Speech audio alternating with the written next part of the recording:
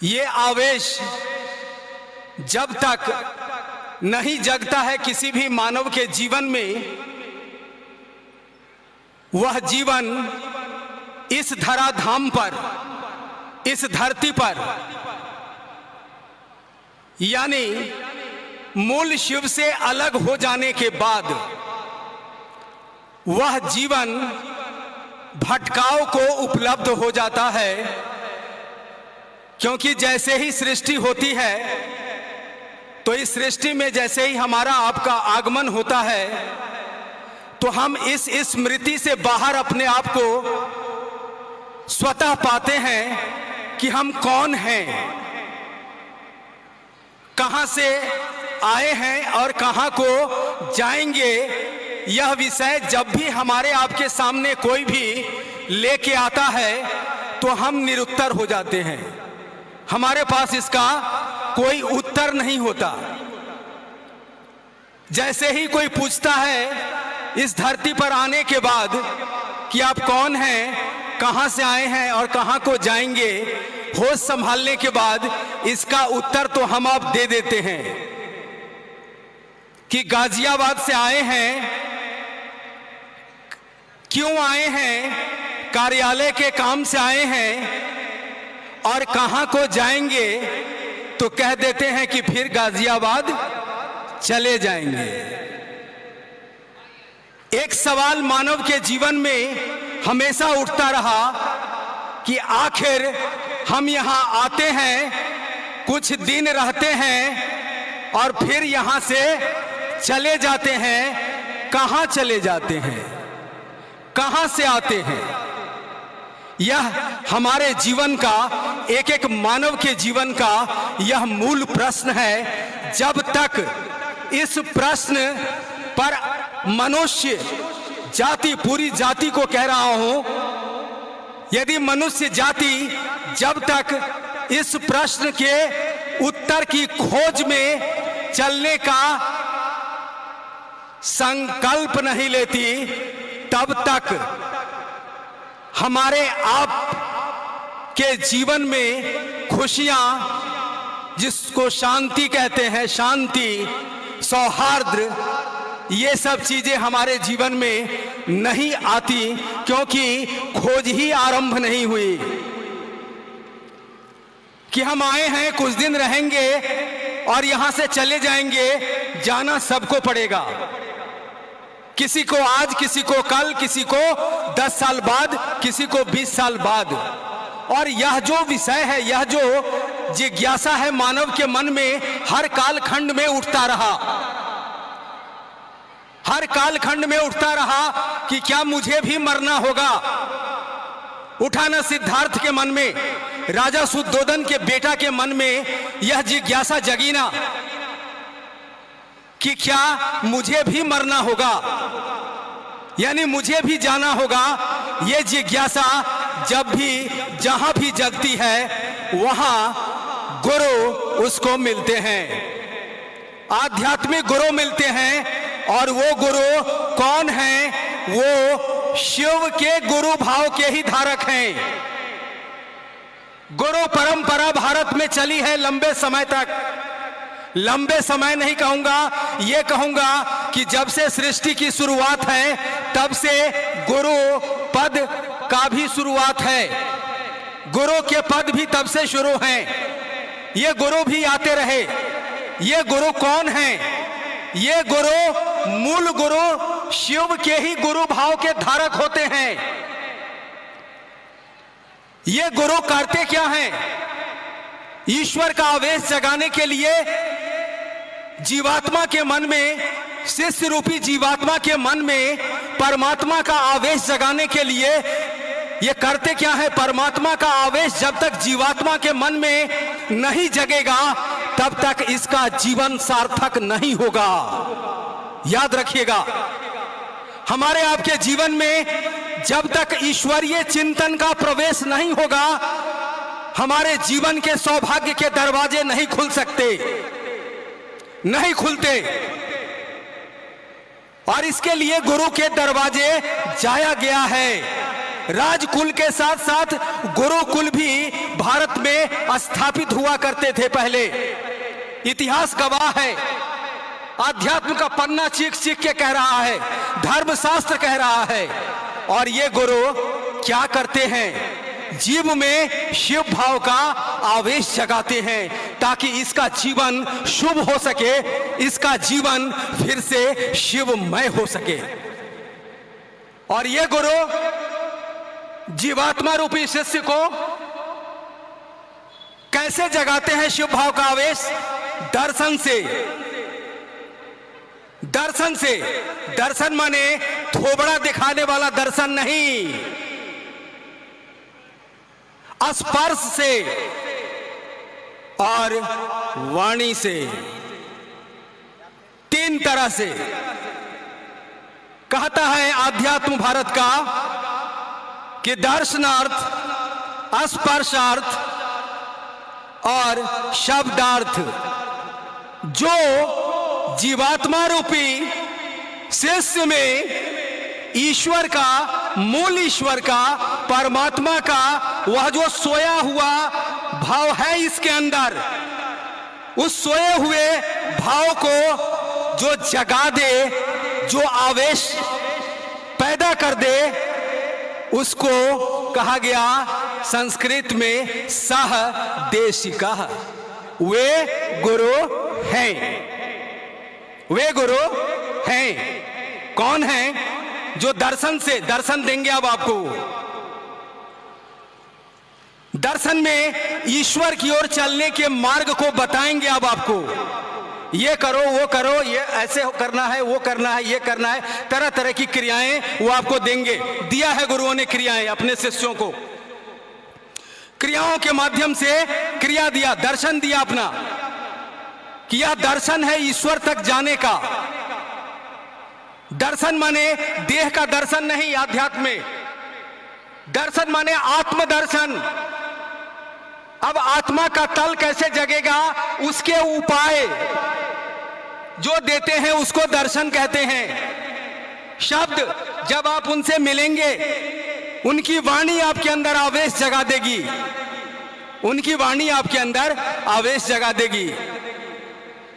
स्पर्श, छू दिया, छू करके भी, आपको स्पर्श करके भी वो आप में शिव भाव का आवेश जगा सकते हैं। जैसे महज रामकृष्ण परमहंस जैसे उपलब्ध सदगुरु कोटि के लोग विवेकानंद के आज्ञा चक्र को महज स्पर्श किया था और मां काली के गोद में, ईश्वर की गोद में फेंक दिया। उसने कहा कि दर्शन से, स्पर्श से और वाणी से जो अपने शिष्य में शिव भाव का आवेश जगा दे, उसको गुरु कहते हैं। जो मात्र अपनी दया से इस काम को, अपनी दया से इस काम को जो शिष्य में कर दे, उसको सदगुरु कहते हैं।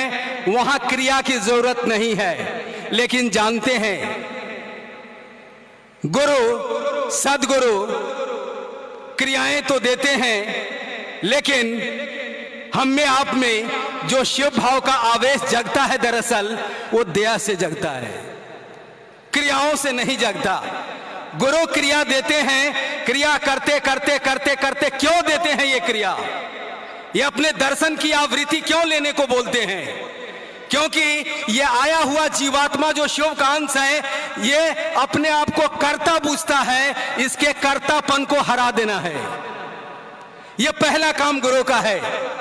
तभी ये मूल कर्ता के भान में जाने के लिए तैयार होगा। और जैसे ही यह अंदर से हारता है, यानी यह अंदर से समझ जाता है कि मैं कर्ता नहीं हूं, कर्ता कोई और है, उसी क्षण तो दया हो जाती है। सदगुरु कोटि के लोग उसी क्षण दया कर देते हैं। सदगुरु भी सीधे आपको मिल जाएंगे तो वो क्रियाएं देंगे आपको, आपके कर्ता मन को वो भी तोड़ेंगे, गुरु भी तोड़ेंगे आपके कर्ता मन को, क्योंकि मूल कर्ता के भान में ले जाना है अपने शिष्य को, और वह तो अलग से कर्ता हो गया है। अब यह तो भाषण से नहीं टूटेगा, प्रक्रियाओं से टूटेगा, विधियों और व्यवस्थाओं से टूटेगा।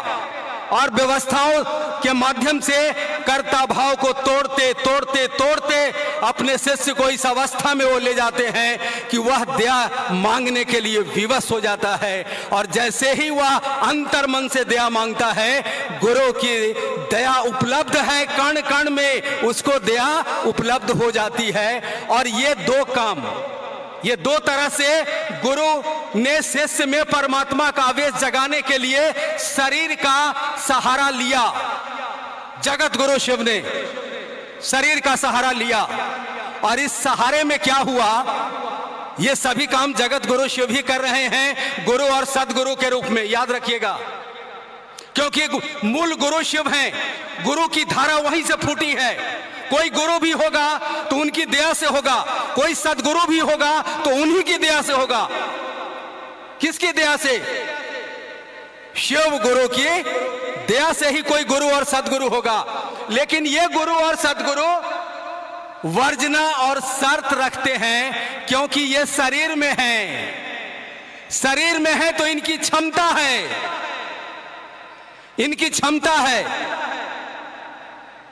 अब इनके क्षमता के अनुकूल, इनके सामर्थ्य के अनुकूल आप आएंगे तो आपको स्वीकारेंगे, और आप इनके क्षमता और सामर्थ्य के अनुकूल और इनके वर्जनाओं के अनुकूल नहीं आएंगे तो ये आपको नहीं स्वीकारेंगे। यहां वर्जना और शर्त लगेंगे, गुरु और सदगुरुओं ने लगाया है। कुछ गुरुओं ने कहा कि मांस मछली छोड़ के आना होगा, कुछ गुरुओं ने कहा कि तुमको मांस मछली खाना होगा, कुछ गुरुओं ने कहा कि तुम्हें गृहस्थ जीवन नहीं बसाना होगा, कुछ ने कहा कि तुम्हें गृहस्थ कुल में जाना होगा।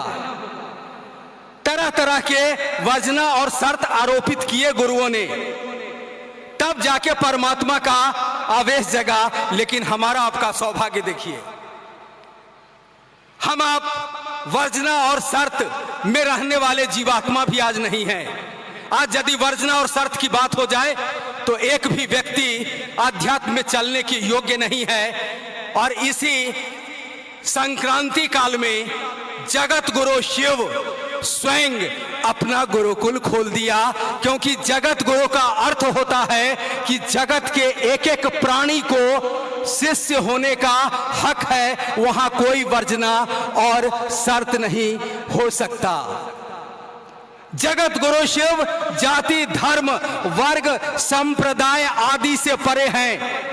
क्या हिंदू, क्या मुसलमान, क्या सिख, क्या ईसाई, जिसमें ऊर्जा काम करती है, जिसमें शिव का आना और जाना हो रहा है, वो सारे लोग पात्रता धारित करते हैं शिव को अपना गुरु बनाने का।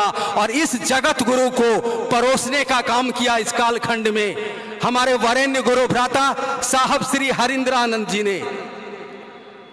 कठिन साधना और तपस्या करके उन्होंने इस चीज को पाया। मसान की साधना में, तंत्र की साधना में, योग की साधना में झोंक दिया अपने आप को साहब श्री हरिंद्रानंद जी ने। तब जाके उनको ये मिला, जगत गुरु शिव का स्वरूप का भान हुआ। सुना है ना आपने, या जिन्होंने सुना है वो सुनाएंगे लोगों को। 1974 में उनको एक ख्याल आया भटकने के बाद, 15-16 साल ठगाने के बाद, गुरु तांत्रिकों से ठगाने के बाद, कि गुरु साक्षात परमात्मा होते हैं, यानी शिव होते हैं, तो परमात्मा गुरु क्यों नहीं, शिव गुरु क्यों नहीं, भगवान गुरु क्यों नहीं। और शिव को भगवान समझ के इन्होंने गुरु माना, और इन्होंने अपने जीवन में पा लिया कि शिव गुरु हैं।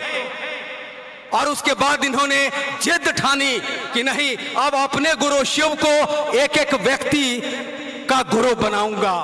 जगत गुरु है, और उन्होंने खोल के कहा कि मेरे गुरु शिव किसी वर्जना और शर्त में नहीं है। सभी आज तक के जितने गुरु थे वर्जना और शर्त में आए, शिव गुरु भाव के धारक हैं।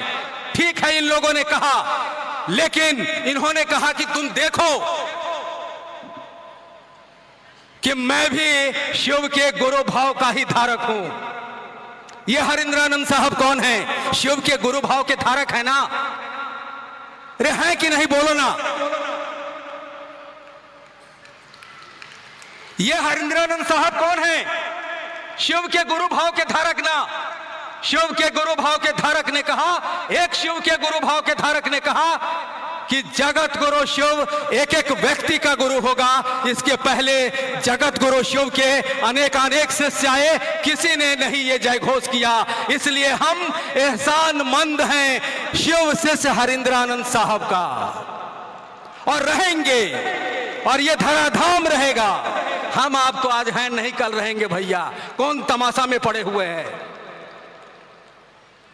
यहां आए हैं, कब चले जाएंगे ठिकाना नहीं, लेकिन ये भीड़ लगती रहेगी। जगत गुरु शिव की स्थापना होती रहेगी, और जगत गुरु शिव का शिष्य आया, विश्व के वितान पर यह घोषणा कर दिया कि जगत गुरु शिव जाति धर्म वर्ग संप्रदाय लिंग आदि से परे हैं। मैं जिस जगत गुरु शिव का पता लेके आया हूं, लो यह पता मुफ्त में, और मुफ्त में इन्होंने जगत गुरु शिव का पता बांटने का काम किया है। और उसी पता को लेकर के हम आप आज यहाँ उपस्थित हुए हैं, और हमारे आपके दिल में यह विचार चल रहा है कि हे शिव, आप मेरे गुरु हैं, मैं आपका शिष्य हूं, मुझ पर दया कर दीजिए।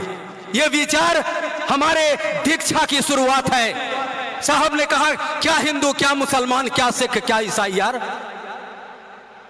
सबको हक है जगत गुरु शिव को अपना गुरु बनाने का।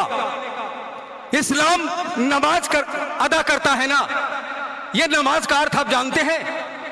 यह नमाज हिंदी संस्कृत शब्द है, नमः जोड़ अज, नमः माने प्रणाम, अज माने ईश्वर। खोजो ना संस्कृत में, कहीं कोई अलग नहीं है उस ईश्वर से। क्या चांद की चांदनी देखती है कि ये हिंदू का छत है, कि मुसलमान का छत है, ये सिख का छत है, कि ये क्रिश्चियन का छत है? नहीं ना। सूरज की किरणें बंटवारा करती हैं क्या? नहीं ना। शबनम की बूंदें क्या बंटवारा करती है? नहीं ना, नहीं करती। शिव ने भी बंटवारा नहीं किया, खोल दिया जगत गुरु ने अपना दरवाजा सबों के लिए, और साहब श्री ने आके दर्शन दिया। क्या गुरु सदगुरु की बात करते हैं? गुरु सदगुरु की झांकी तो हमारे आपके मन में निरंतर में चल रही है, और उसमें जगत गुरु की छूट कि ना कोनो डर है ना कोई भय है। थोड़े सावधान रहिएगा, जगत गुरु शिव आ गए हैं। श्रद्धा हो तो ठीक, नहीं हो तो ठीक, विश्वास हो तो ठीक, नहीं हो तो ठीक, आप आगे बढ़िए। साहब दीदी को स्मरण करिए और जगत गुरु शिव की ओर आगे बढ़िए। 3 सूत्र आपको मिले हैं, यह साहब श्री का दर्शन है। आप इसे महसूस करिए अपने अंदर। ये 3 सूत्र कुछ भी नहीं है, ये 3 सूत्र साहब श्री का दर्शन है, और यह दर्शन आपको शिव के परम दर्शन को उपलब्ध कराएगा। इसलिए साहब ने लिखा कि शिव शिष्यता मार्ग है और मंजिल है भगवान शिव स्वयं। हम सभी जगत गुरु की महफिल में बैठे हैं, साहब और दीदी के साथ बैठे हैं। बिल्कुल निर्भ्रांत चलते रहिए।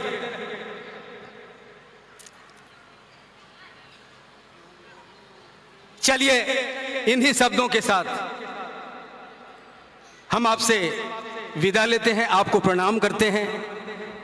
आगे कार्यक्रम की कड़ी अभी होगी, चलती रहेगी। आप सबों को मेरा प्रणाम। अभी हम लोगों ने सुना गुरु सदगुरु और जगत गुरु विषय पर। मैं निवेदन करूंगा 5 मिनट के लिए, आपका जो ये कार्यक्रम है बहुत इन्होंने मेहनत और प्रयास किया है, पुराने गुरु भाई हैं। भाई सतीश जी से मेरा निवेदन होगा, अपनी कुछ बात आप अपने गुरु शिव की दया से और साहब को, दीदी माँ नीलम आनंद जी को आपने जो अनुभूत किया आप रखने का कष्ट करेंगे। इस कार्यक्रम को आयोजित करने में आपका बहुत बड़ा योगदान रहा है भाई सतीश जी हमारे बीच। और फिर इसके बाद बहन सोनाली जी, आप मंच के दाहिनी ओर रहेगी बहन सोनाली।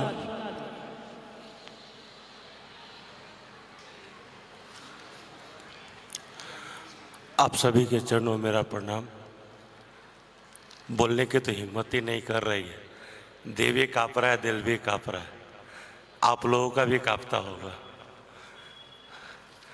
न मेहनत, भाई जी ने कहा मेहनत की है, सही बताऊं तो मेहनत क्या होता है मैं जानता ही नहीं, क्योंकि मैं अपने घर का सबसे कामचोर आदमी हूँ। इतना बड़ा कामचोर हूँ कि मेरी माँ भी मुझसे दुखी है, मेरे बाबूजी भी मुझसे दुखी है। और जिसके घर में कामचोर हूँ मेहनत क्या करेगा। हाँ, एक चीज़ है कि मुझे जिसने कहा शिव को गुरु बनाओ, बड़ी मेहनत लगी उसको मुझे शिव शिष्य बनाने में। 1 महीना मेरा पीछा की और कहते थे बाबू शिव को गुरु बना लो, जीवन में कभी ज़रूरत होगा ना महादेव दया करेंगे। तो भी नहीं माना। फिर कहती थी अगर तुमको लगता है शिव को गुरु बनाने से कुछ नहीं होता है तो आजमा के देख लेना, तब भी नहीं लगा। बहुत पीछे पड़ गए। दुखी होके मैंने भगवान शिव को गुरु माना, बहुत दुखी होके, या यूँ कह लीजिए उस गुरु बान से पीछा छुड़ाने के लिए मैंने भगवान को शिव को गुरु माना। किसी तरह यह मेरे पीछा छोड़ गए। लेकिन सच कहूँ उसने एक बात और कही कि साहब के बारे में बहुत बोलती थी। और उसमें मैं कहता था कौन साहब, कैसे साहब। जब वो साहब बोलती थी ना तो मुझे अंदर से गुस्सा आता था कि साहब कह रही है शिव को गुरु बना लो। क्योंकि बाबाओं के बारे में मैंने सुना, टीवी पर देखा, गली गली सुनता था तो मुझे चिढ़ होती थी। जैसे ही साहब बोलते थे ना तो मेरे को गुस्सा आता था। और आज मैं बताऊं, आयोजन होता है, महोत्सव होता है, सच बताऊं तो एक कुर्सी पर साहब का शरीर नहीं दिखता तो शरीर में कंपन होती है। शिव गुरु है, मैंने भगवान शिव को गुरु माना, लेकिन साहब को देखा। आज मेरी माँ घर में है, अगर मैं माँ को माँ कहने लायक हूँ या घर जाता हूँ तो माँ की तस्वीर देखता हूँ, तब समझ में आता है कि सही में साहब नहीं होते हैं तो मैं बेमाँ का हो जाता। आज मैं जिंदा हूँ, आज मैं चल रहा हूँ, मेरी सांसें हैं, तो लगता है कि साहब नहीं होते तो मेरा क्या होता। मैं बोल नहीं सकता हूँ, लेकिन आज ये निगाहें सच में साहब को ढूंढती है। हर तरफ साहब को मन कर क्या बताऊं।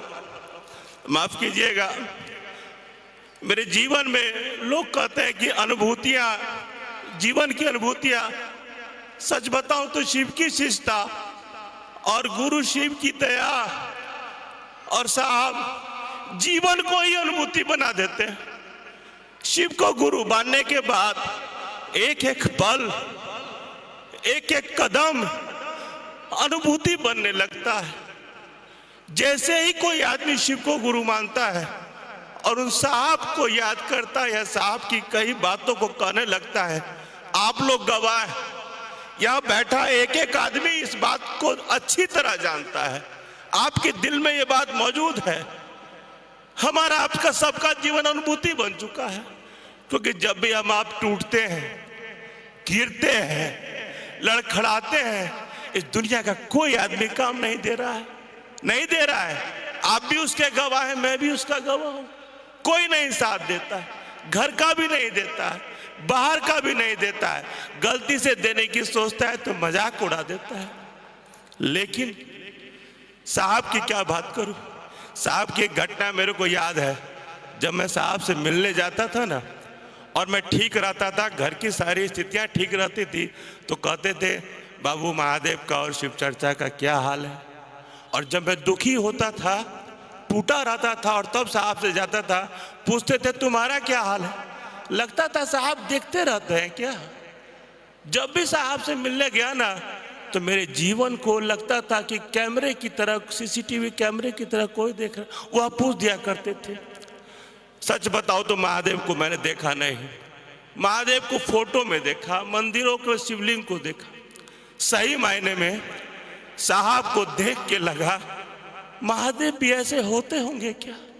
जितना साहब ने सुना है मेरे जीवन को, मैं अपनी अनुभूति बता रहा हूं, अपने जीवन का घटना बता रहा हूं। आज मेरी एक एक सांस, अगर मेरा कोई परिवार है, या मैं माँ कहूँ या बाबूजी कहूँ या पत्नी कहूँ या बेटा कहूँ या बेटी कहूँ, अगर कोई है, अगर मेरे जीवन में मैं शिव शिष्य नहीं होता, किसी ने मुझे शिव शिष्य नहीं बनाया होता, और साहब का वो प्यार, साहब का वो दुलार, क्या कहूं, कह ही देता हूं, साहब की दया नहीं होती ना तो आज मैं नहीं होता। एक बात आप लोगों को कह के जाना चाहूंगा कि जिन लोगों के जीवन में शिव गुरु हुए हैं और आपने अगर शिव को गुरु माना है तो भाई साहब, बहन जी, लोगों के जीवन में शिव दे दीजिएगा। क्योंकि दुनिया में मुझसे ज्यादा दुखी लोग हैं, मुझसे ज्यादा टूटे हुए लोग हैं, बहुत दुखी लोग हैं जिनकी कोई नहीं सुन रहा है। आज भी आंखें तरसती हैं, कोई आए मेरा दुख सुन ले, मेरी तकलीफ सुन ले, मेरे हाथ को पकड़ ले, लेकिन किसी को कोई नहीं पकड़ रखा है। लेकिन हम आप अगर लोगों को यह संवाद पहुंचा दे या बात कह दे कि भैया शिव गुरु है, उसको बता दे कि वो महादेव गुरु और कैसा गुरु है, अपने जीवन से उस आदमी को सहारा मिल जाएगा, उसका भी कोई सिलने वाला हो जाएगा, उसके जीवन को, दर्द को कोई मिटाने वाला हो जाएगा। क्योंकि दर्द तो दुनिया में बहुत है। दीदी बैठी हैं आपके बगल में, आप देख रहे हैं दीदी को, साहब शरीर में नहीं है, आदमी हूं, आदत पड़ गई है साहब की, हर जगह ढूंढता हूं, कभी कभी लगता है किससे बतियाऊं, आज मैं उलझन में फंस जाता हूं, दिमाग बहुत खराब हो जाता है, बहुत कुछ हो जाता है, तो डरते डरते दीदी से बात कर लेता हूं ना, लगता है दिमाग को ताकत मिल गई है, शरीर को बल मिल गया है। और आज भी या आयोजन हो या जीवन की दरिया हो, मैंने महसूस किया है कि दीदी से बात करने के बाद भी शरीर को एक ताकत मिलती है, और मिली है। इसी के भरोसे आज यहाँ बैठा भी हूँ, और बहुत कुछ कहने की नहीं है, आप सब लोग उस गुरु की दया में हैं, आप लोग महसूस भी कर रहे हैं। मगर एक बात में हम लोग कभी कभी कंजूसी कर देते हैं, महादेव तो दया करिए दिलखिन, अब दूसरा के की कहबई, ऐसा नहीं कहना है। महादेव की दया से हमारी सांसें हैं, जो हमारा जीवन है उसको करते रहेंगे। अब बोलने की हिम्मत नहीं है। आप सभी को प्रणाम। बहुत बहुत धन्यवाद भाई सतीश जी। सबको अपनी बात इन्होंने याद दिला दी। सबों की यही हालात है पूरे इस धरती पर, जहाँ कहीं भी शिव की शिष्यता है, जिन लोगों ने शिव को गुरु माना, आप व्यक्तिगत बात करेंगे, सारे लोग यही बात कहेंगे, यदि मैंने शिव को गुरु नहीं माना होता, साहब और दीदी यदि मेरे जीवन में नहीं आते, मेरा जीवन बेकार है, मेरा जीवन बेकार है, मेरा जीवन बेकार है। आइए मैं निवेदन करना चाहूँगा बहन सोनाली जी से, जो खोरा से हैं, एक भजन आप अपने गुरु शिव के चरणों में अर्पित करने का कष्ट करेगी। बहन सोनाली जी से निवेदन, एक भजन आप अपने गुरु शिव के चरणों में अर्पित करने का कष्ट करेगी बहन सोनाली।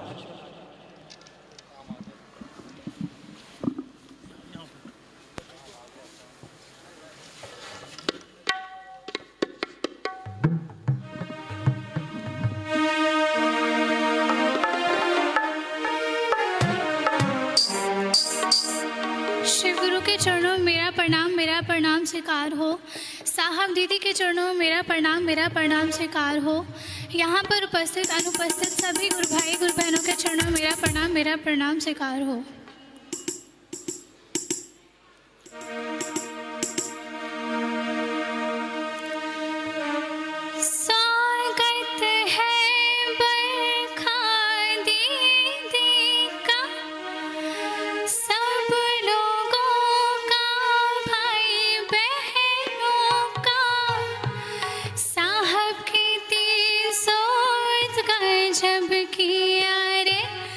हे गुरु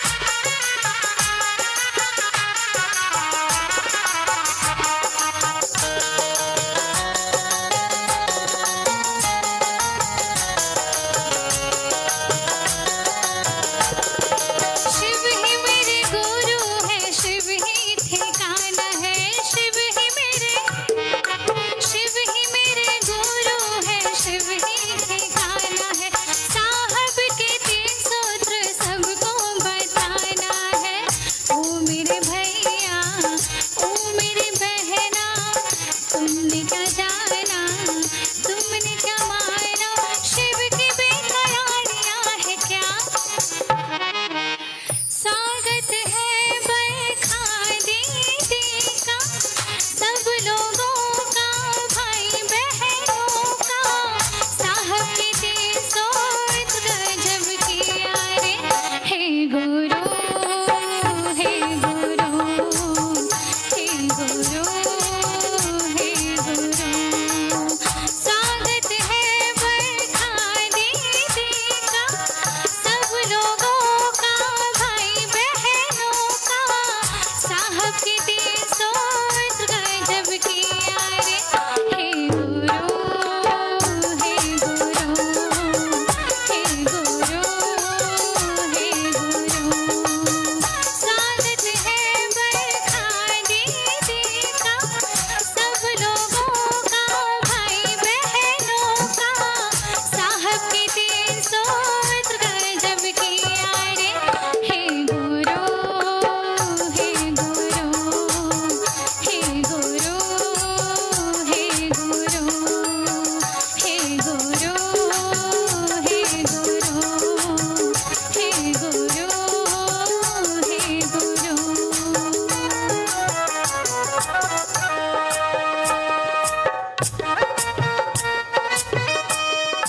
पुनः आप सभी गुरु भाई बहनों के चरणों में मेरा प्रणाम स्वीकार हो।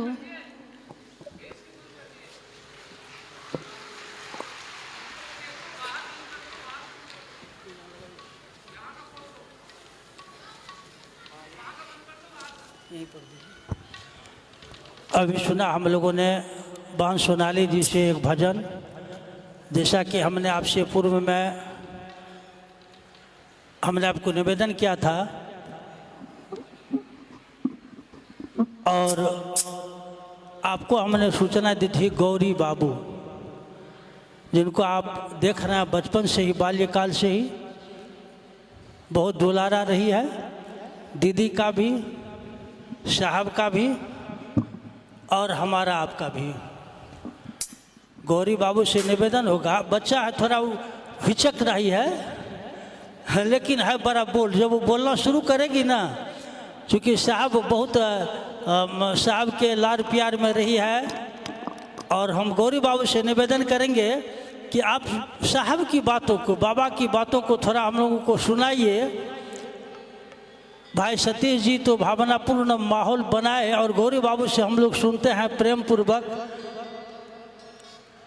साहब श्री हरिंद्रानंद जी जो शिव के शिष्य हैं, आपको ये सौभाग्य मिला कि आप उनके गोद में खेले और बढ़ी है। गौरी बाबू से हम सुनते हैं।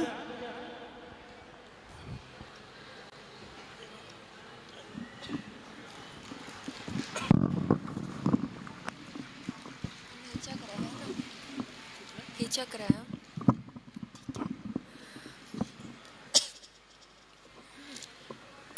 सबसे पहले साहब गुरु महादेव साहब और माँ दीदी नीलम एवं आप सभी गुरु भाई बहनों के चरणों में मेरा प्रणाम। कृपया इसे स्वीकार करें।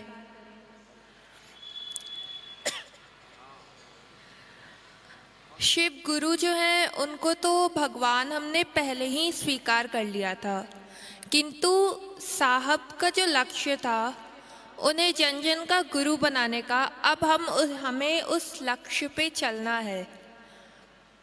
आइए हम सब अपने मन में शपथ की एक लकीर खींचे जो हमें पल पल ये याद दिलाती रहेगी कि साहब का लक्ष्य है जन जन में शिव गुरु को स्थापित करना, और इस लक्ष्य पे हमें अरे रहना है। ये लक्ष्य एकमात्र साधन है जिससे जो शिव गुरु के पास हमें सीधे ले जाएगा। इसी के साथ आप सबों के चरणों में मेरा प्रणाम कृपया स्वीकार करें। बहुत अच्छा गौरी बाबू, बहुत बहुत धन्यवाद।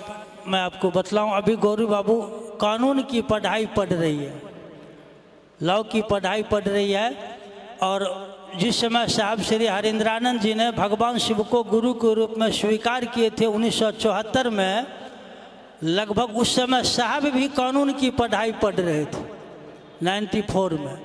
अब आपकी जो व्यग्रता और बेचैनी है, तमाम इस इलाके की, दिल्ली एनसीआर के गुरु भाई गुरु बहनों की आपकी व्यग्रता बेचैनी को देखते हुए मैं निवेदन करूंगा, साहब श्री के स्मृति स्थल उपवन रांची झारखंड से आपके बीच आए हुई दीदी बरखा आनंद जी से मेरा निवेदन और प्रार्थना होगा, कृपया आप मंचासीन होकर साहब श्री का जो यह संकल्प है कि आओ चले शिव की ओर,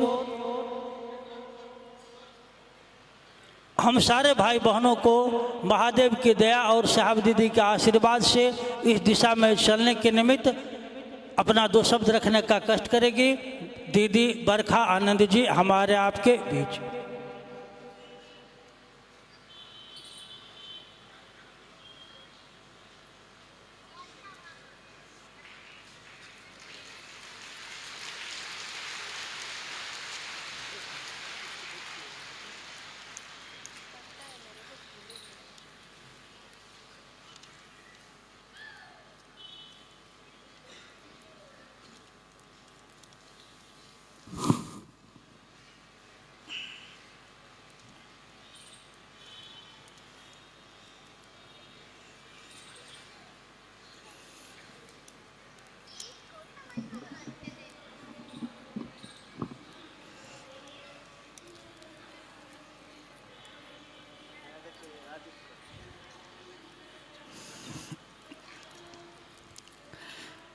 मेरे गुरु महेश्वर शिव को मेरा प्रणाम है।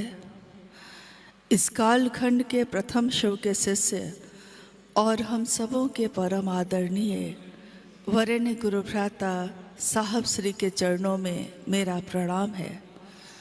शक्ति स्वरूपा माँ नीलम आनंद जी के चरणों में मेरा प्रणाम है। और गाजियाबाद के इस रामलीला मैदान में उपस्थित दिल्ली एनसीआर के विभिन्न स्थानों से आए आप सभी गुरु भाई गुरु बहन के चरणों में मेरा प्रणाम है।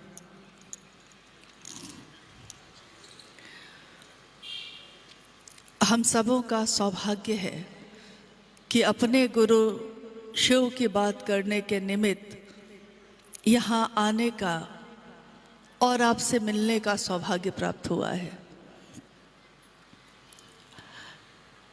महागुरु महादेव को हमने और आपने सबने अपना गुरु बनाया है। महादेव जिनके नाम का आज ये महोत्सव भी आयोजित है, शिव गुरु महोत्सव, शिव का महोत्सव, एक ऐसा उत्सव जिसमें हम सभी शिव शिष्यों का दिल शामिल होता है, क्योंकि उत्सव वही होता है जिसमें हमारा दिल शामिल हो, हृदय शामिल हो। अगर हृदय शामिल ना हो तो उस उत्सव का कोई अर्थ नहीं। तो आज का ये शिवगुरु महोत्सव भी गाजियाबाद में बहुत दिनों के बाद आयोजित हुआ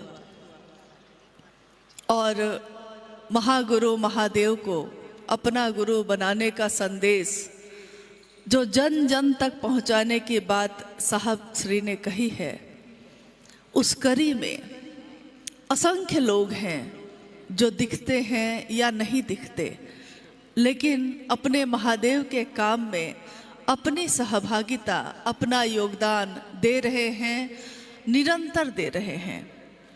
कोई ज़रूरी नहीं कि कोई आपसे मिले तभी वो महादेव का काम करता है, कोई ज़रूरी नहीं। साहब के विचारों पे अगर वो चलते हैं, साहब की बातों पे चलते हैं, तो यही हम सबका सौभाग्य है। और इस काम में हम सभी गुरु भाई गुरु बहन एक दूसरे की मदद करें, सहयोग करें। महागुरु महादेव की व्याप्ति हजारों साल से पूरी दुनिया में है। सबके हैं भगवान शिव, सबके भगवान है वो। और अंतर इतना ही हुआ कि एक दिन इस कालखंड में एक ऐसे व्यक्ति का जन्म हुआ जिन्होंने जन जन को, जगत के हर व्यक्ति को ये समझाया, ये संदेश दिया कि वो भगवान तो हैं, भगवान के विभिन्न स्वरूपों में उनकी पूजा भी होती है, लेकिन वही शिव जगत के गुरु भी हैं और जगत के गुरु शिव आपके अपने गुरु हो सकते हैं। इस संदेश के साथ उन्होंने उस समय जब कुछ ही लोग थे, 2, 4, 5, 10, 13, 14 इतनी ही संख्या थी, लेकिन उस संख्या के लोगों के बीच बैठकर भी उन्होंने उस दिन ये कहा कि आने वाले समय में शिव शिष्यता की इमारत इतनी बुलंद होगी कि मां नीलम आनंद जी ने कहा कि देखनिहार को धरनिहार नहीं होगा। और साहब की इस बात को, दीदी की इस बात को जिन लोगों ने सुना, उनको उस समय लगा कि असंभव है, क्योंकि कोई भी शिव के गुरु स्वरूप से जुड़ने को तैयार नहीं था। लोग उनके दानदाता स्वरूप से तो जुड़े थे, ज्ञानदाता स्वरूप से जुड़ने के लिए उनकी न मनसा थी, न नियत थी और न उनकी इच्छा थी। जब इच्छा ही नहीं होगी किसी काम की, तो इच्छा के बिना तो हम ज्ञान भी नहीं लेते और उस ज्ञान को लेकर उस पर काम भी नहीं करते। इच्छा, ज्ञान, क्रिया, इस सृष्टि को जिसकी रचना मात्र शिव की इच्छा से हुई है, इच्छा, ज्ञान और क्रिया शिव की नियामक शक्ति कही गई।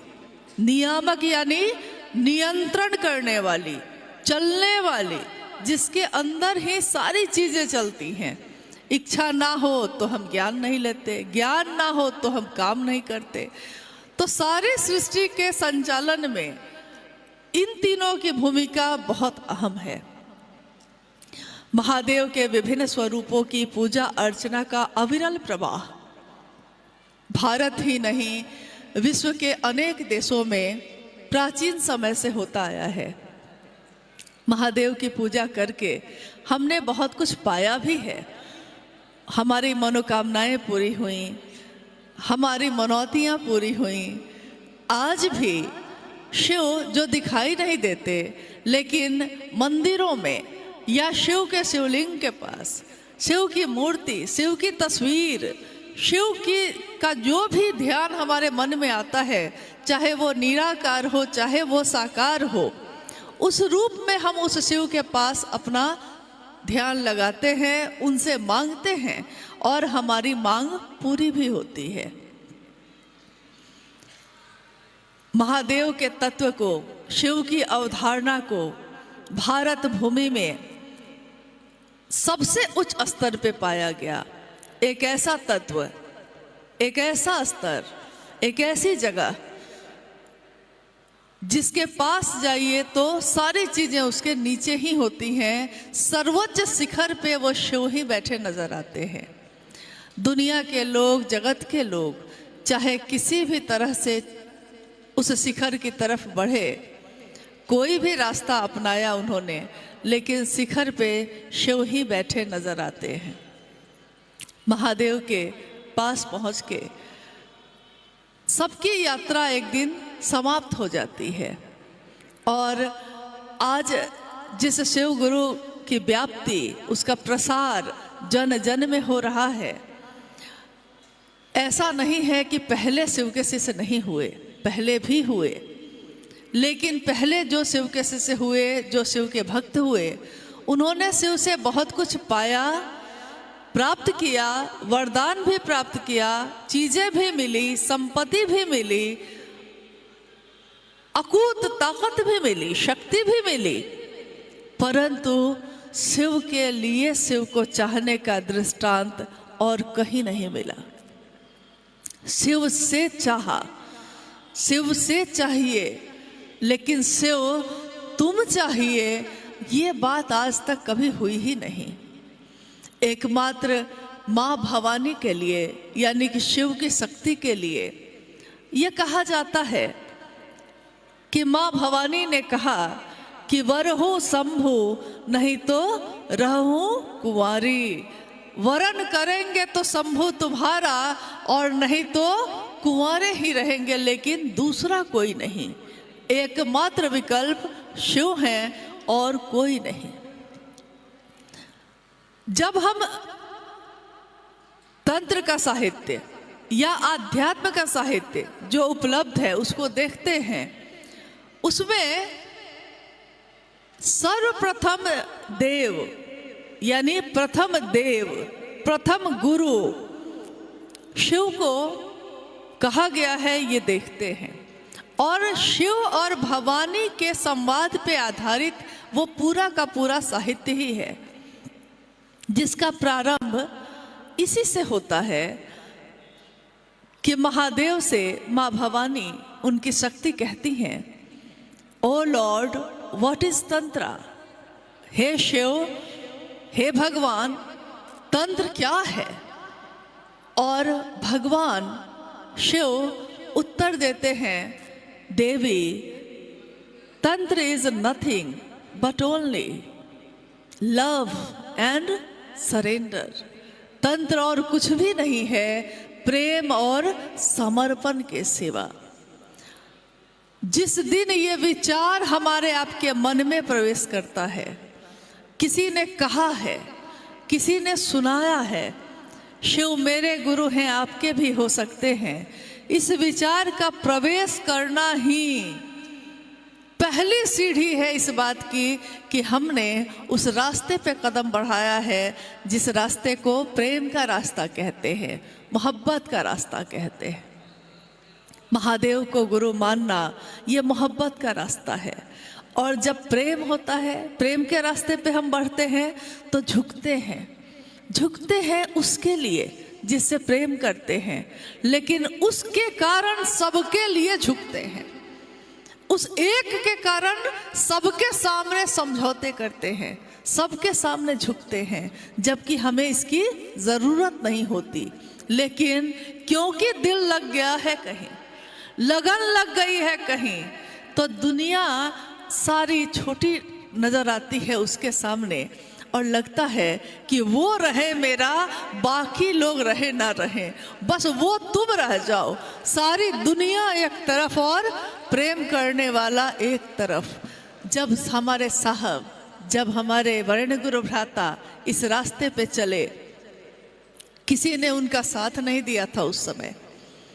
उनकी पीड़ा, उनका दर्द, उनकी आंखों से बहते आंसू, ये कहते हैं उस समय, जिसको उस समय सिर्फ माँ नीलमानंद ही देख पाती। और वो कहते कि महादेव भी शरीर में नहीं, हर जगह तो छल मिला, हर जगह धोखे मिले, पता नहीं आगे क्या होगा, पता नहीं महादेव से भी कुछ मिलेगा कि नहीं मिलेगा।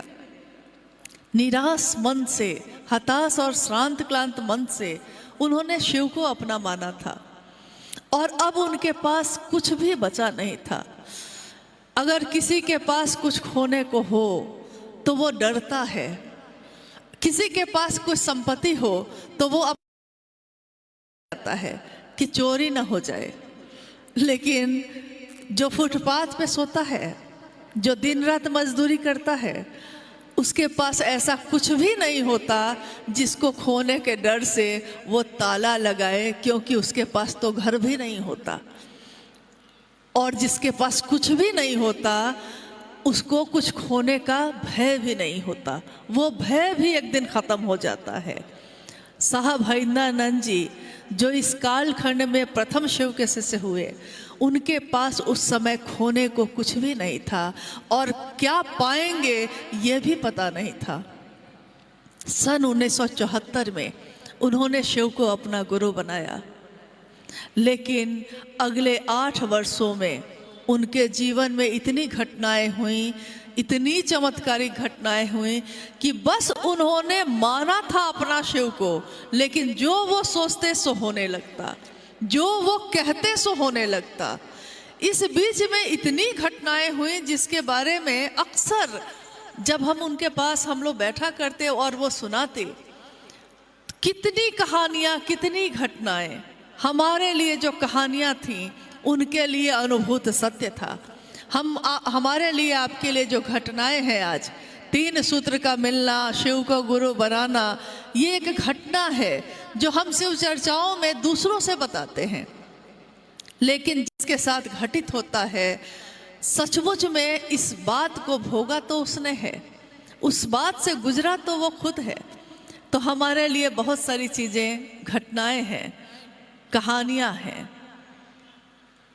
और उन कहानियों में सुख भी है, दुख भी है, गम भी है, पीड़ा भी है, मुस्कुराहट भी है और आंसू भी है। लेकिन साहब ने कहा कि मेरे 72 वर्षों के बाद, जब वो 72 वर्ष के हुए, तो रांची के उस उपवन में जब कोरोना काल चल रहा था, उन्होंने एक पुस्तक की रचना की जिसमें अपने सारे भाव, अपनी सारी बातों को उन्होंने लिखा। जब सारी दुनिया के दरवाजे बंद थे, सब अपने घरों में बंद थे, उस समय शिव के से साहब हरिनानंद जी अपने जीवन के निचोड़ को शब्दों में पिरो रहे थे और उस पुस्तक में लिख रहे थे। उन्होंने कहा, बाजिचे अतफाल है दुनिया मेरे आगे, होता है सबो रोज तमाशा मेरे आगे। मिर्ज़ा गालिब की ये पंक्ति मेरे जीवन को दर्शाती है। ये साहब हरिनानंद जी ने लिखा और कहा, ये पंक्ति यानी ये दुनिया जो मेरे सामने आज है, पिछले 72 वर्षों से मैं इस दुनिया को शरीर में आकर इस दृष्टि से देख रहा हूँ। हर व्यक्ति अपने मनोभाव, अपना अक्स, अपनी धारणा को लेकर मुझसे मिलने आता है। सबके पास अपनी चाहत है, वो सोच के आता है कि उसके मन में क्या है, और मैं समझता हूँ कि वो क्या सोच के आया है मेरे पास। मैं उसको देखता हूँ और मैं उसके मन में चल रही सारी बातों को देख पाता हूँ, सुन पाता हूँ, और मुझको लगता है कि जैसे बच्चे के खेलने के मैदान जैसा है। हर बच्चा जो खेल रहा है इस मैदान में, कोई दौड़ता है, कोई गेंद उठाता है, कोई गिर पड़ता है, कोई हंस रहा है, कोई रो रहा है, किसी को चोट लगी है, कोई जीत गया, कोई हार गया। ये दुनिया भी वैसी ही है, बच्चों के खेलने के मैदान जैसी। मैं इसको देखता हूँ, बस दृष्टा बन के देखता रहता हूँ, क्योंकि मैं तो शिव का भाव लेकर अपने दिल में बैठा हूँ। चाहता हूँ कि दुनिया का हर व्यक्ति मुझसे मिले तो ये मैं उसको दे सकूं जो मेरे पास है, मिले तो सही। उस समय एक पंक्ति जो अक्सर वो बजवाते थे कि जरा बजाना, कि मिलके भी मिल ना पाए अब क्या करे, क्या करे जब मिलके भी मिल नहीं पा रहे हैं। महादेव से, जैसा अभी गुरु भाई सतीश जी ने कहा कि अक्सर साहब से मिलता रहा शरीर से, और मिल के भी लगता है जैसे मिल नहीं पा रहा। आज भी उनका ध्यान, उनकी याद, उनकी हर बात है। लेकिन क्या आपको यह आश्चर्य नहीं लगता कि जिनको हमने इस शरीर में देखा, जिनको सुना, जिनको जाना, उनकी बातों पे विश्वास कहीं ना कहीं हिल रहा है, और दूसरों की बातों पे विश्वास हो रहा है।